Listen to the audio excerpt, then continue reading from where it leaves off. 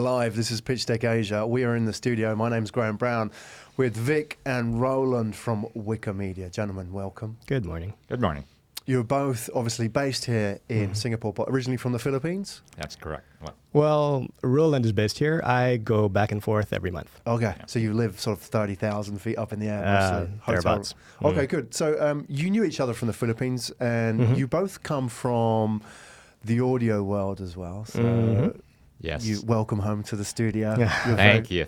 Yes, very at home. Should you ever make it to the Philippines, you should record a podcast and from Vic's studio. Oh, happy to host you. His studio is phenomenally done. It's won best audio production house 17 out of the last 25 years. Fantastic. As voted by the Advertising Association. Great. I'd love to.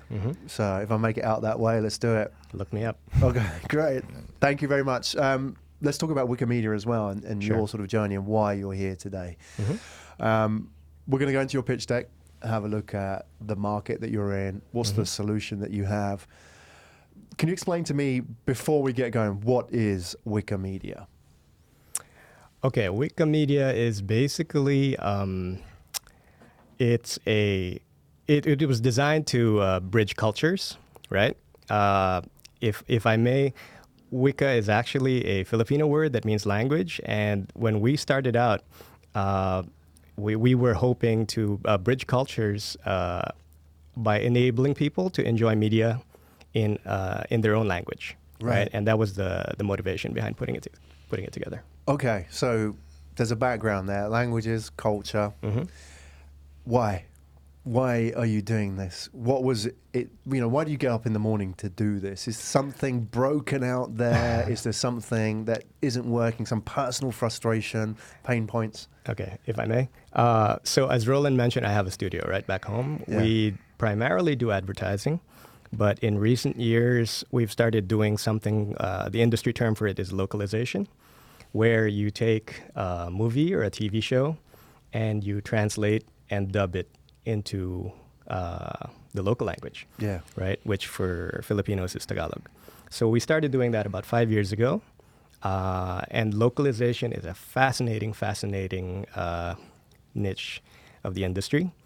And it just so happened that when Roland came up with the technology that drives Wika Media, and he showed it to me, I thought it was, it blew me away, and it's like, wow, this is, it fits perfectly with what I'm doing right now, right? So that's kind of how we got started. I don't even remember when you showed that to me.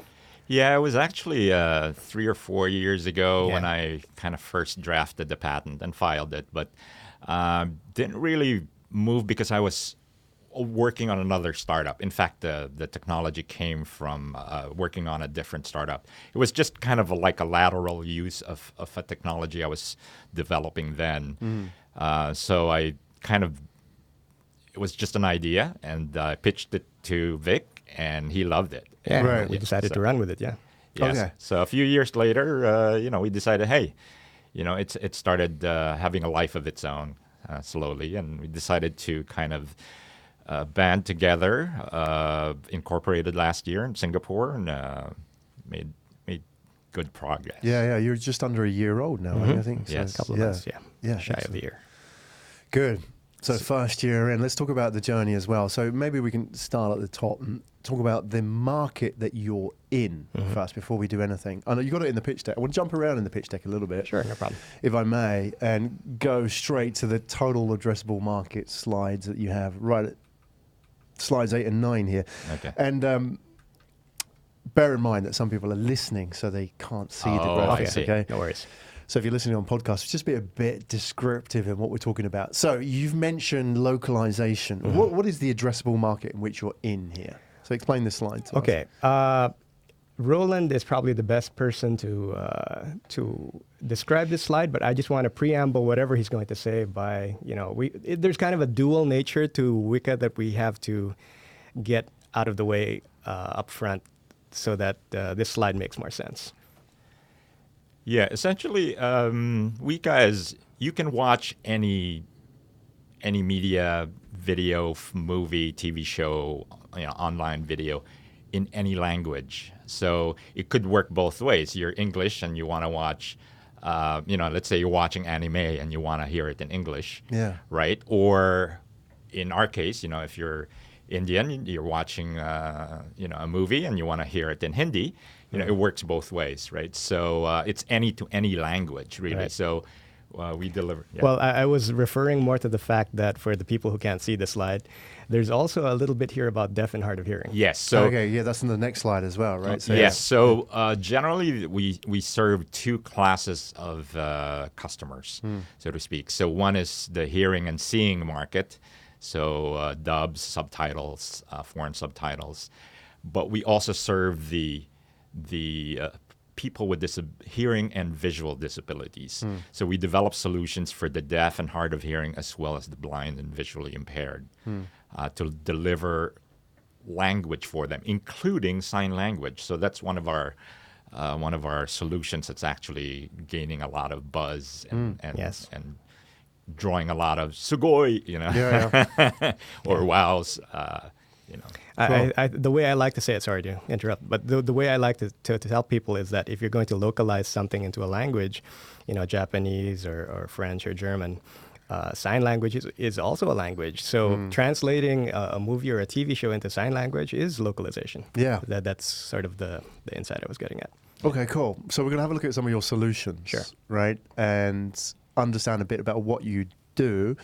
At the beginning of your pitch deck, where it should be really the problem statement, which is if we sort of go back here, which as you have mentioned, obviously that there are many languages in the world, including sign language, for example. Right. English isn't the only one, and I suppose as internet penetration across rapidly emerging markets is increasing, the need for non-English content is growing. Like you say, like Hindi movies and so on. So that sort of translation from one to the other. Yes. Yeah, and the funny thing is, and Vic can tell you, like last year he was approached by an Indian film studio to dub their library 200 movies in other languages. So it's Hindi to English or Hindi to other languages, and also English to Asian languages, right? So and it does go both ways, yeah. Right, and recently he had a visitor from China, a Chinese film studio that also wants to do the same thing. Dub and subtitle Chinese movies into English. So There's a really interesting meta trend, isn't it, that's happening here in Asia? And there's a couple of things. Firstly, obviously, Asia is growing very fast. Yeah. So obviously, internet penetration, if you take the Philippines, for example, it's a huge market. Indonesia is a huge market. India. These are markets that don't traditionally get touched by sort of the first wave of development, right? Right. And on top of that as well, you've got this real interesting Asia to Asia meme going on, the A to A trade, which is now Asia does more trade with itself than it does with the rest of the world. So if you consider, for example, like Chinese movies, that, for a longest time, China was a warehouse. Now, however, China's developing content and services.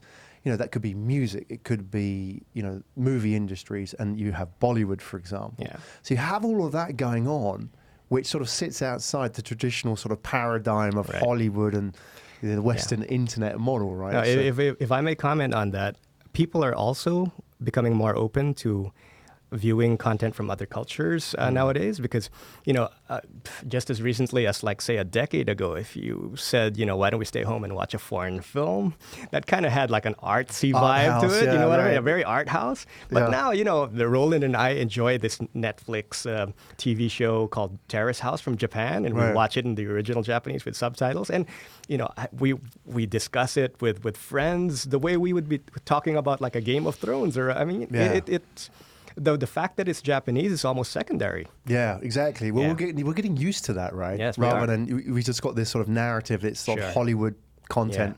People like me, white guys talking in English, right? Yeah. Now there's a whole world out there. Right. And it's a fascinating subject, this meta trend which you're catching as well. I mean, I was talking to Tony Fernandez last week, and he was saying that he is launching a record label for Asia. He's talking about A-pop, right?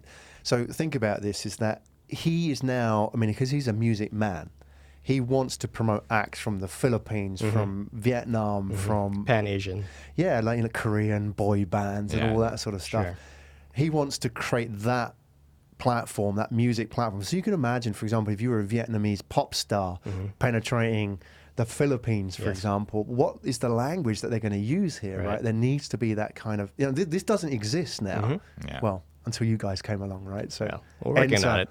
You're working on it, Wika Media. So let's have a look at some of your solutions there. Maybe we can sort of see the manifestation of that. You've got, we'll go into the product side here. You've got DubHub, SubHub, and GlassSign. So talk us through what this is about. Okay, so I have I don't know if you could see this. Okay, so this is our, Let's just bring it to the camera a little bit here, yeah? All right, so this is our set-top box. Essentially, it has 2 ports. It has HDMI in and it's got HDMI out. So basically, you plug in any HDMI video, it will detect what video you're watching. Right. And it will output that same video, but with subtitles, overlaid with subtitles in your preferred language. How does it know what language it is? Do you tell it? No.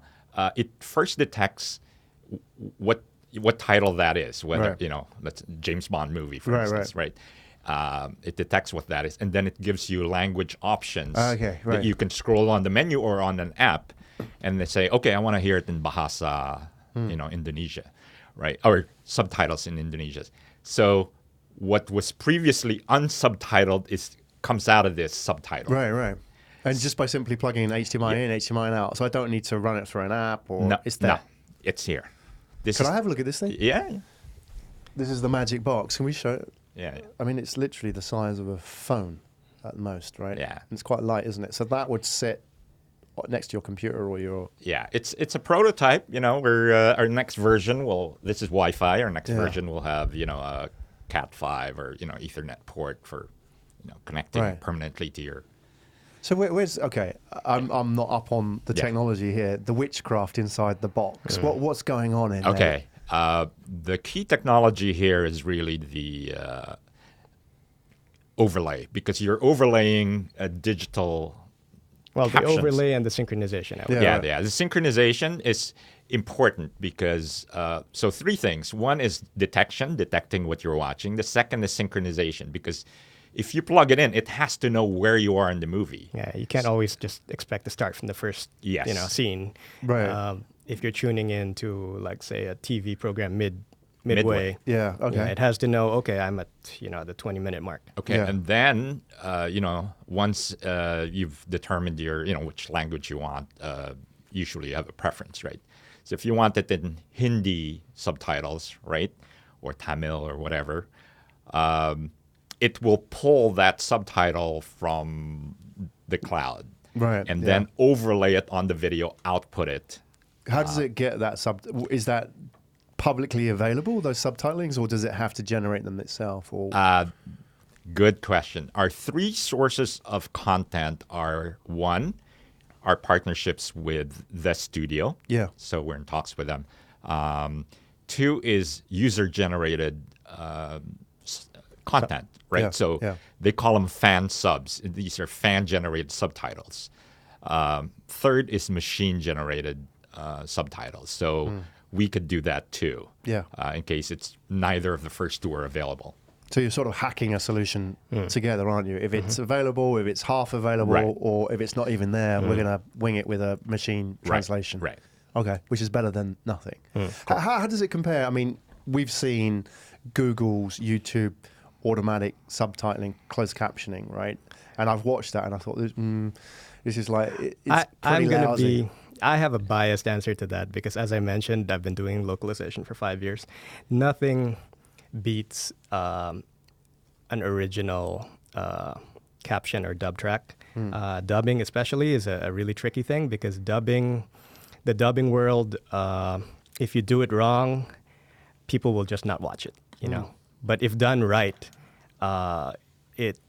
you won't even realize what you're watching is not in the original language. So dubbing mean actually when you're talking over it? Okay, dubbing, yes. Dubbing is when you replace the original dialogue with actors delivering the dialogue in the local language, right?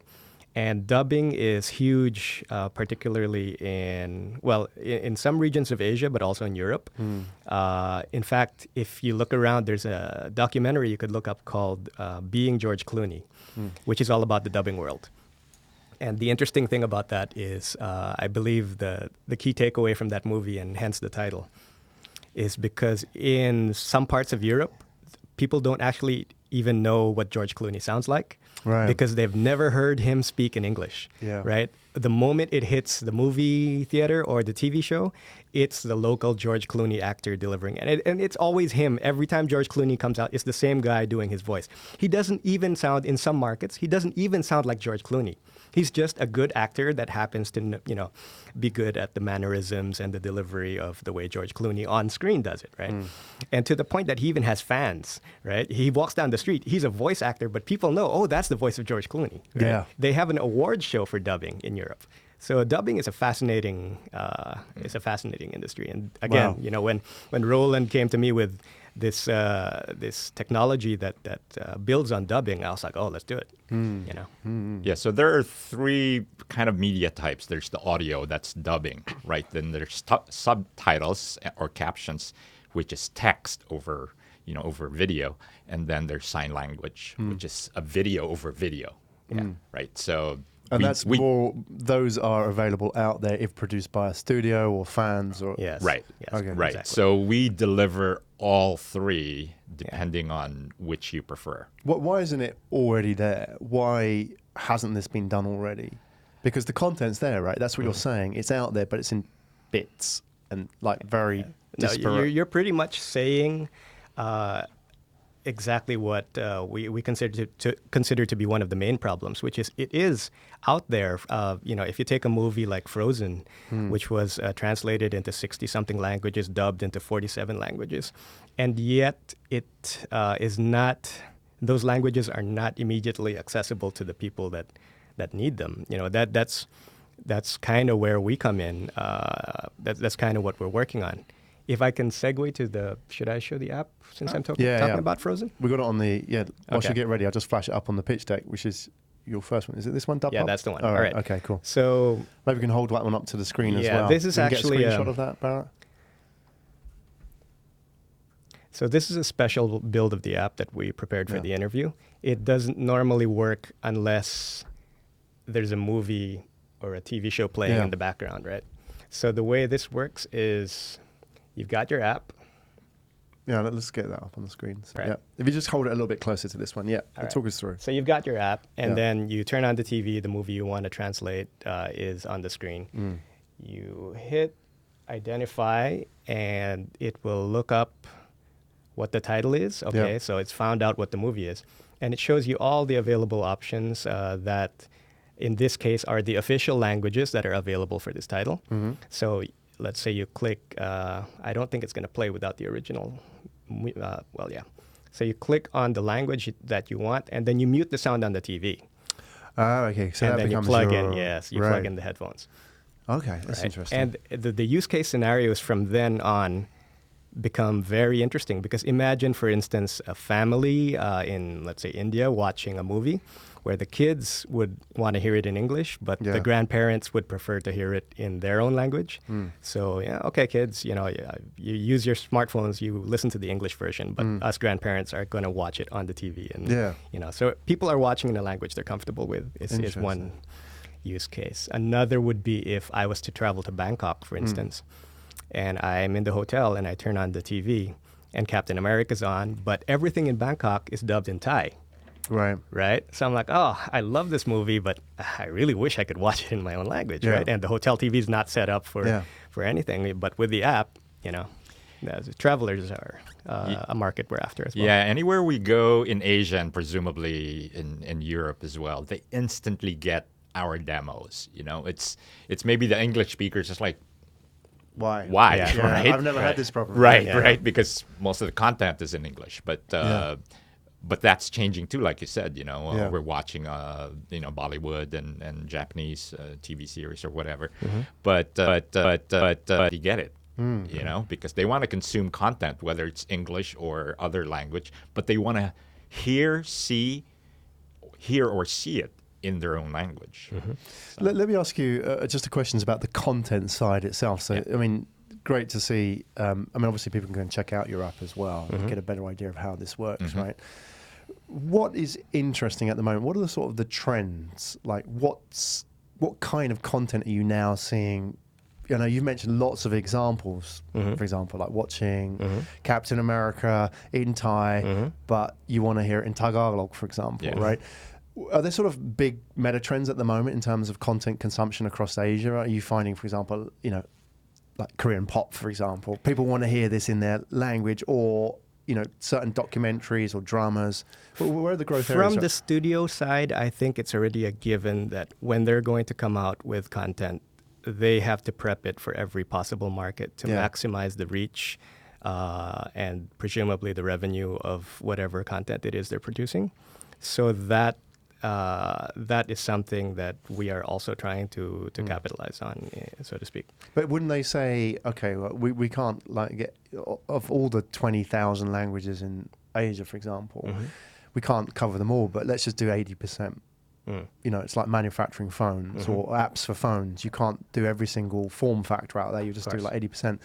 So don't studios approach it like that, saying, you know, like, okay, well, we'll just do 4 languages because that, you know, cover the whole of Asia for us pretty much. And everybody else is like these sort of long tail markets, right? Correct. Yeah, I was just wondering, is that the economics until now? Is that how people would approach it? You know, say we'll do Mandarin, we'll do Hindi, English, and that's it, we're done. I guess it also depends on the studio and what their objectives are, and to some extent on the content itself. For instance, children's content usually lends itself well to dubbing because kids at that age aren't going to be bothered to read subtitles, or they can't read subtitles, right? So automatically, to extend the reach of children's programming in other countries, you know for a fact you're not subtitling it, you're dubbing it, right? We have received feedback from other people that subtitling foreign content is preferable to them than listening to the dub because it kind of retains the feel of the original. But these are all kind of different markets, aren't they? Yes. So I mean, there isn't just one market, which is why we also have different solutions. And just to be clear, we're not in, Vic has a separate business for the production, the dubbing, the subtitling, right? What we do is we deliver what we call companion content. Exactly. Because you're watching whatever you're watching on TV or on the movie. We're delivering a companion language to whatever you're watching. Either subtitles, dubs, or sign language. So what we do is that kind of delivery. Right. So we also have a platform for user-generated content, the fan subs, the fan dubs. It's possible. It's more work, and also fan sign, what we call fan sign, basically user-generated sign language. Right. I think we need to show the sign language products just so we know how those work. These are the prototypes. What do we got here? So this is we basically have so this is a glass that we demoed actually with the Singapore Association of the Deaf. So you put this on like a 3D glass in the cinema, right? And this has a screen. This has a screen, right? So it kind of like picture in picture, it shows the sign language of whatever you're watching. In sync with the movie. In sync. That's cool. With whatever you're watching, whether it's a movie or a TV program. We also have an app that does the same thing in case, you're like, if you're at home, you just want to put a big tablet in front of your TV, kind of like a picture in picture, right? So you have a sign language tablet that's, interpreting. I'm not deaf, and I don't know many. I don't think I know any deaf people. But is it much of an issue? I see a lot of sign language content for kids, for example. But generally, for mass market content, does it get sign language? Is it available? And sign language is also different languages, isn't it? There's like British Sign Language, exactly. Which I never knew, right? I thought it was all the same thing. Here's another thing that I never knew. Okay, my sister-in-law is deaf. My wife is fluent in sign language, or was. She lacks practice. But when I presented this set-top box, it can overlay subtitles. I said, hey, I developed the solution that can overlay subtitles for the deaf and hard of hearing too, right? And she says, no. The first language of the deaf is sign language. They can read text as a second language. So I it's kind of like the way I read Japanese. I could read Japanese, but it's second language. So Right. So if you're watching a movie, you're catching up and you're missing stuff. I can't read it working. that fast because it's a second language, That's right? interesting. I didn't think that. Yes, I didn't either. I thought I was like assuming they can read, they can read text when it's a static page, but when it's scrolling fast, it's a struggle. Yeah. So sign language to them is not only their first language; it's also got more dimensions to it. You got the whole body going, facial expressions. It's a lot more dimension to the expression of sign language. It's a richer language than plain text. Right. So if they were watching a movie, they would choose sign language, like somebody to come on sign it in front of the video rather than in English, for example. Correct. And also the other benefit of a solution like this is it's private viewing, right? You don't want to put up a sign language tablet in the movie theater and distract other people beside you. It's kind of rude, right? So this is great for private viewing. I think the biggest thing that we're after with the sign language product is inclusion. Because when I say inclusion, we had a booth at NUS the other day, and someone came up to me to talk about the sign language product. And he said, I have two staff who are deaf. And we usually go to the movies together. And it just so happens that the movie that we watched didn't have subtitles, this particular screening. And we felt so bad because we really wanted to see the movie, but the two people that we were with obviously wouldn't be able to enjoy it. So we had to go through this whole rigmarole of getting a refund from the theater and blah, blah, blah. And then, we told them, we'll come back for you after the movie. You just hang out at the fast food joint, and we'll see you in 2 hours kind of thing. So disaster. That's exactly the problem we're trying to address. You watch a movie together, right? Yes, it's a social experience. Yeah, otherwise you can just watch it at home on your own. Yeah. So you go to a movie together as an experience. Yes. Yep. Okay, what have you got there, Vic? No, I was just going to... Maybe we can hold that one up. More gadgets. I was just going to put... No, this is just an extension. Is it the same as that one? Yeah. Yeah, it's just an extension of the product that Roland was demoing, except that one thing that I learned coming to Singapore is that so many people here wear glasses. Yeah. And if they've already got glasses, it's kind of a tough sell to them to sell a different pair of glasses. So this is actually a solution for people who already wear glasses. That's just the arm, the boom arm. It's just the arm. Projects. It's the same product that Roland was. Okay. Yeah. All right. Just a different way of wearing it. Gotcha. That works with their existing glasses. Yes. All right. Yes. Cool. So that basically will project sign language and would also project any other kind of like subtitles as well? Is it just for signing? We're developing a different solution for subtitles, because subtitles is not usually at the corner of your eye. It's across, right? Oh, I see. Right. So we have another solution. We have a prototype actually, but not ready to show today. Yes. Yeah. So it's more like it displays it across your field of vision. Right. So. Okay, it's fascinating. I think this is a really interesting area, and I love the fact that we're now at a sort of cusp of media explosion where there's this whole long tail of content out there, and you're talking to studios, how that maybe changes behavior. For example, with people going out to movies together, you don't have to sit them out in McDonald's and wait for you or whatever it may be.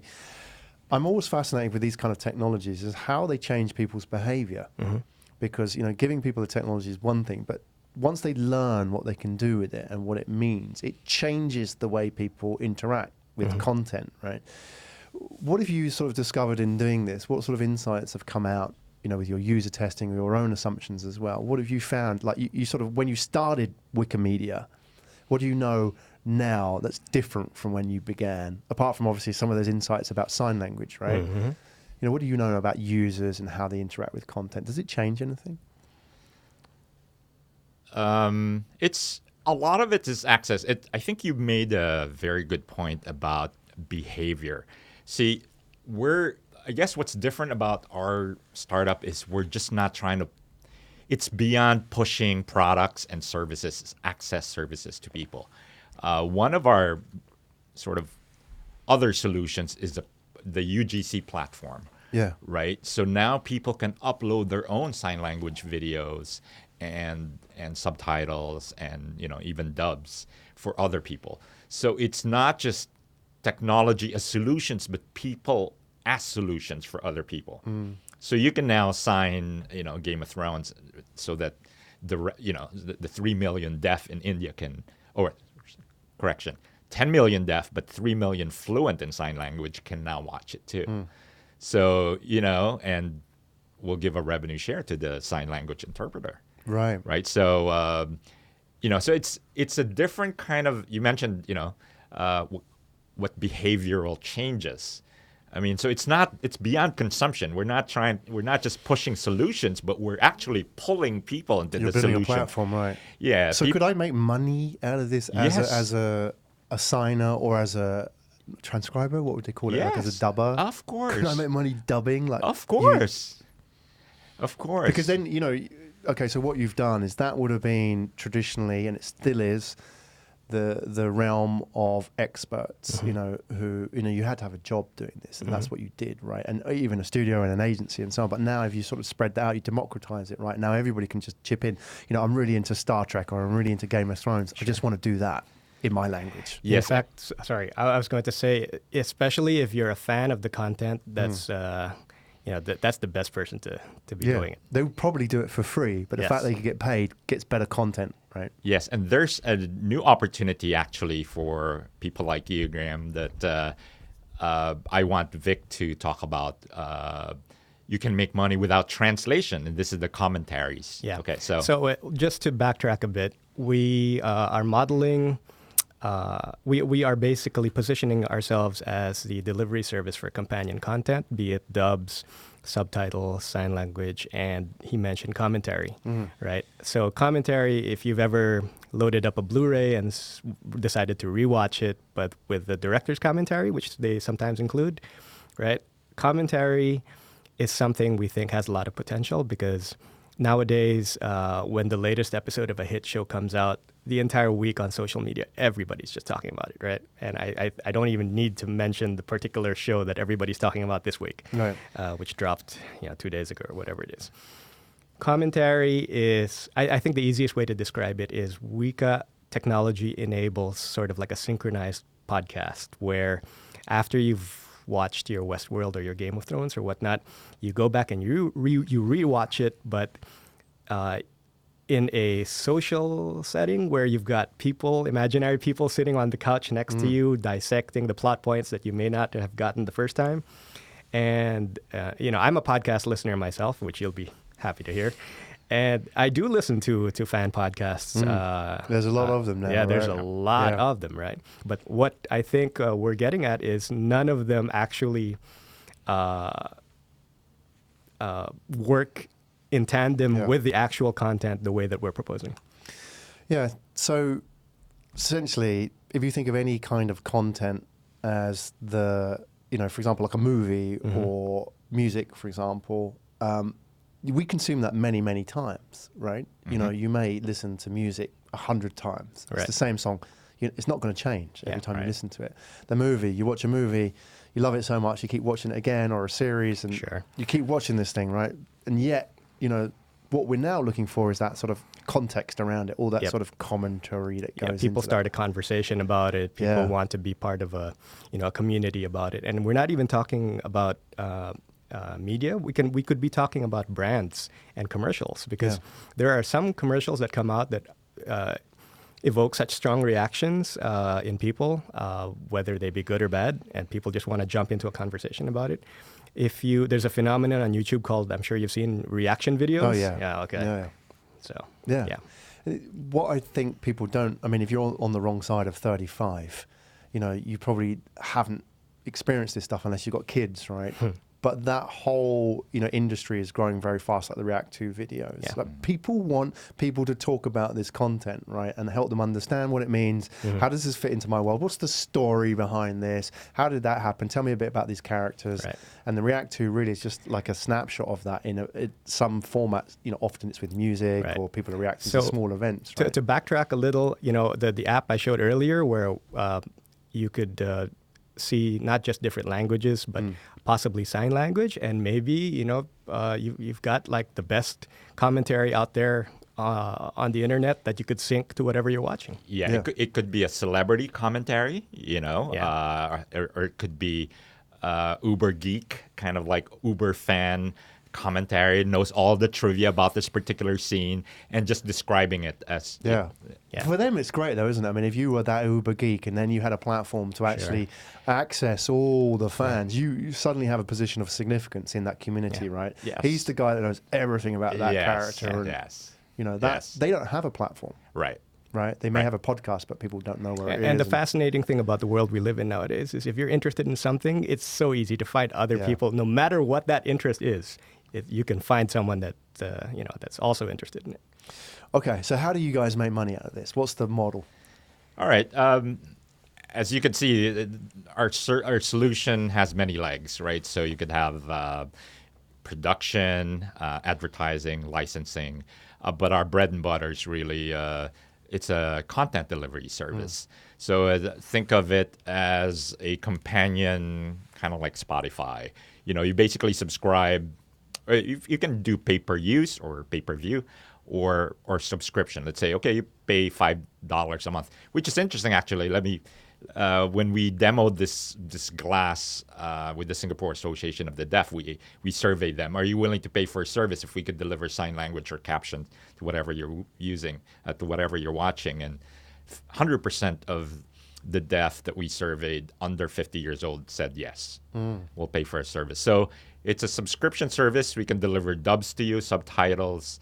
So it could be like, let's say $5 for, 20 hours of dubs, consumable, per month, that kind of model. There are two, actually. There's the B2C.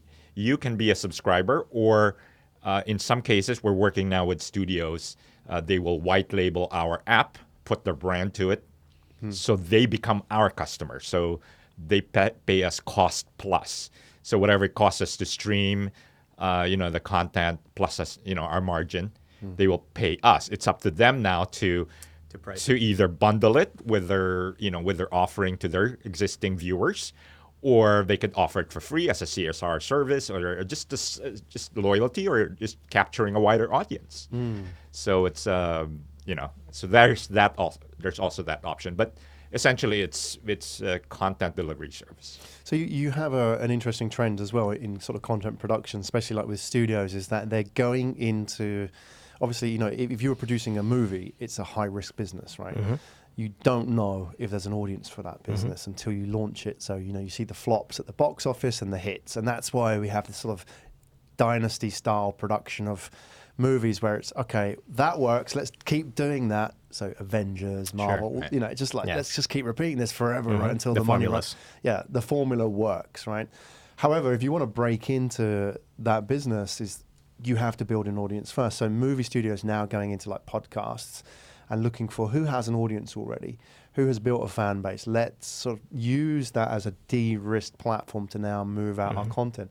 So in terms of what you're doing, I'm curious how that sort of fits in, because a movie studio can look at that and say, well, by creating these channels of communication with the uber geeks and with the fans and having all those sort of conversations and backstories through this white labeled app, I can now build a community around a very small, initially, title, and then just de-risk it. Let's see the market. And if it sort of gets to this point, then maybe we can sort of, turn that into a second movie and a third movie, or even a first movie in some cases, right? So they don't have communication channels with the audience, right? Completely missing.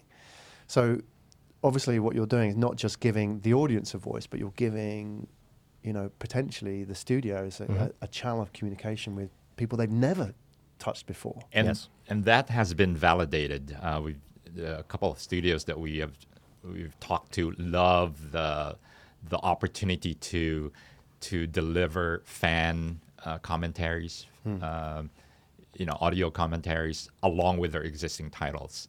They love that because they don't have that content, right? And they don't have to pay for it either, right? Yes. Even better, right? Exactly. You don't have to pay the actor and say, okay, you've got to come back in and do 24 hours of... But it's still engagement. It keeps people tuned in, right? Yeah, fantastic. Yeah. And in terms of your fundraising, you raising funds at the moment? Yes. We're midstream. We got a couple of notices for, preliminary due diligence. Right. We're still talking to early stage investors. We hope to close June, July. Okay. So you have an open round at the moment. Yes. Who do you want to talk to, or who would you want to reach out to you? Because there's a lot of money out there at the moment. I don't think there's a lack of money. You probably want somebody who's going to bring some value add to the team here. Correct. Exactly. So we're talking to generally three classes of investors, so to speak. One is angels, primarily because we're still kind of in that stage. They're more open. Angel investors are more about feel. And you. Yeah, it's about the founders, Yeah, right? do they get you what you are and what you're trying to do? Yeah, sure. When you have less data points, then, it's more about that. But we're also getting a lot of interest from impact investors. We have one kind of like on the verge of giving us a term sheet. So a couple of meetings already, both positive, met with all the GPs, LPs, impact investors because of what we're doing for social inclusion, the deaf, the people with hard of hearing, visually impaired, things like that. And of course, the seed investors. And we're also talking to kind of like an aggregator of investors. I think you also have a platform where you can put together a room of investors. So. Yeah, I mean, as with all of this, it's a case of you have to find somebody who gets it. And, rather than just somebody who thinks it's a good investment. Yeah, and they have to sort of sync up with your philosophy as well. Right. And to answer your question about what type, ideally a strategic partner. Last year, MediaCorp, everybody in Singapore knows MediaCorp, made a strategic investment in our startup because, it's a media field. We're part of their Mediapreneur program. We have two advisors that are executives off MediaCorp. So they've seen our growth from concept pitch to developing prototypes to winning pitch competition awards and seeing us out there in the public and seeing our booths and demos and what have you. So that's strategic money, right? So we could we're also talking to potential strategic partners, large conglomerates with properties all around the world. And the impact end, because of the other market that we serve, the people with disabilities, is also huge. I mean, there are 466 million people in the world that are deaf or hard of hearing. So there's also that impact strategic. Yeah, the dual appeal, I think, is what makes us a little more interesting than usual for some people, because if you're talking to a mainstream studio, they also see the CSR aspect. But if you're talking to a social enterprise and they're worried about sustainability, there's the revenue stream from the main line of business, which absolutely. They don't want to just invest in a charity. Yeah, they want to invest in something that's going to create a profit ultimately and create value, right? We've secured, signed a contract with been awarded a grant from Raise Enterprise, Raise.SG, and we've been shortlisted for a bigger grant from SG Enable. They basically enable people with disabilities. So that's additional funding. It's quote-unquote free money. I mean, it's not unrestricted grant. It's not a genius grant. That's unrestricted. It's restricted with very clear deliverables, milestones and what have you, and tranches and things like that. But it's a good validation. Great. Yeah. Excellent. Yeah, that's positive. And I think you guys have got the energy and the passion to make this work.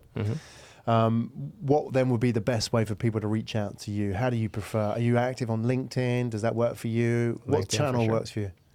Yeah, LinkedIn generally, as individuals, are, obviously our company LinkedIn page will become more active as we bring more content and more partners on board. But for now, individually, excellent. It's the way to do it. Yes. Yeah, reach out, say you watch this, listen to this, and say something struck with me, the message, and want to talk to you guys. Oh yeah, I mean, I just received a LinkedIn invite the other night. Says, your presentation today was the best. I got moved and what have you. Oh, toot your own horn, why don't you? No. It's no, but it was an awesome presentation, and I'm his partner. So. Yeah. So it's cool. Well, today it's an awesome story today. I think it's inspiring. Love what you're doing. The potential for this is just fascinating. Like how you take. Obviously, the execution now is the key, isn't it? How you execute.